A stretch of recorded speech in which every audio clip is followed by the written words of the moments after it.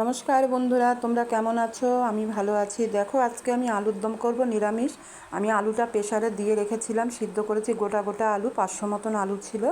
আর আমি তেলের উপরেই মশলাটা দিয়ে দিলাম। জিরে, আদা, শুকনো লঙ্কা বেটে দিয়ে দিলাম। কটা কাঁচা লঙ্কাও ছিল, একসাথে বেটে দিয়ে দিয়েছি।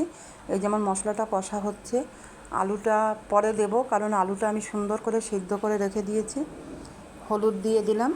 এই যে দেখো, সব মশলাটা দিয়ে একসাথে, নুন হলুদ আমি সব দিয়ে একসাথে কষাচ্ছি।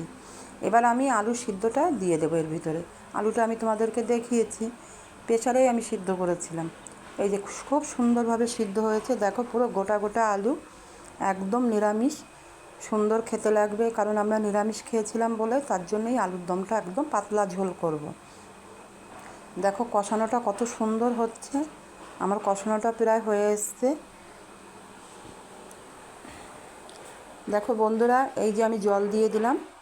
একদম সুন্দর করে সেই মশলার পাত্রটাই আমি জলটা রেখে দিয়েছিলাম, সেটাই আমি জলটা দিয়ে দিলাম। একদম পাতলা ঝোল করব। লাইক, কমেন্ট, শেয়ার, সাবস্ক্রাইব করবা বন্ধুরা। আমাকে একটা করে সাবস্ক্রাইব তো তোমরা করেই দিতে পারো সবাই।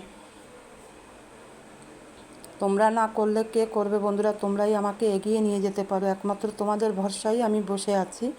তোমরা একটা করে সাবস্ক্রাইব অন্ততপক্ষে করে দিও বন্ধুরা। দেখো আমি কত সুন্দরভাবে করছি। বন্ধুরা, আমার ভিডিওটা ভালো লাগলে তোমরা অবশ্যই আমার সাথে থাকবে, পাশে থাকবে সবসময়। এটা আমি সবসময় জানি যে তোমরা আমার পাশে আছো, সাথে আছো, আর থাকবেও সবসময়। একটা করে সাবস্ক্রাইব করো বন্ধুরা প্লিজ, এটা আমার অনুরোধ তোমাদের কাছে। এই যে আমি এখন গরম মশলাটা দিয়ে দিলাম। তোমরা বন্ধুরা এইভাবে করে খেয়ে দেখতে পারো, দারুণ লাগবে খেতে, খুব সুন্দর লাগবে। একদম পাতলা ঝোল। এই যে আমার ঝোলটা হয়ে গেছে, আমি তোমাদেরকে দেখালাম ঝোলটা কেমনভাবে হচ্ছে। এই যে দেখো, পাতলা ঝোল করেছি আলুর দম। খেয়ে দেখো, দারুণ লাগবে খেতে।